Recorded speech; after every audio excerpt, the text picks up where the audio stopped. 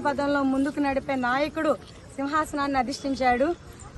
ఒకప్పుడు ఈ రాష్ట్రాన్ని 3 రాజధానులు ఒక అనాలోచిత నిర్ణయం తీసుకున్న ముఖ్యమంత్రి గారు మమ్మల్ని ఏం పట్టించుకోకుండా నడి రోడ్డున నిలబెట్టినప్పుడు అమ్మకు చెప్పుకుందాం మా బాధనని వెళ్తుంటే ఇదే రోడ్డును మా మీద అన్యాయంగా లాఠీ చార్జ్, పోలీసులను పెట్టి అన్యాయంగా లాఠీ చార్జ్ చేసి ఒక దమనకాండం చేయించారు. ఆ రోజు మా రక్తాన్ని కళ్ళ చూసింది వైసీపీ ప్రభుత్వం. ఇదే రోజు అమ్మ దయ ఉంది కాబట్టే, అమ్మ బిడ్డలు కాబట్టే ఆయన కూడా అమ్మ బిడ్డే ఒక అవకాశం ఇచ్చింది అమ్మ. ఈ 5 ఏళ్లలో తప్పుల్ని తెలుసుకొని మారతాడేమోనని, అయినా ఎప్పటికీ మారక ఈ 5 సంవత్సరాలు రాష్ట్రాన్ని అంధకారంలో నిలబెట్టేశాడు. కాబట్టి అమ్మ ఎలా బుద్ధి చెప్పాలో అలా చెప్పింది.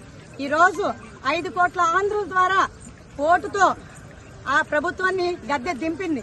కాబట్టి వారందరికీ ధన్యవాదాలు తెలియజేసుకుంటూ, అలాగే ఇంకా రాష్ట్రాన్ని కాపాడినటువంటి ఈ ముగ్గురమ్మల మూల పుట్టమ్మ బెజవాడ కనకదుర్గమ్మ తల్లికి పాదయాత్రగా మేము కాలినడకన ఇంద్రకీలాద్రి చేరుకుని అమ్మవారికి ధన్యవాదాలు తెలియజేసుకుని మా శక్తి కొలది ఈ చీర సారా సమర్పిస్తున్నాము.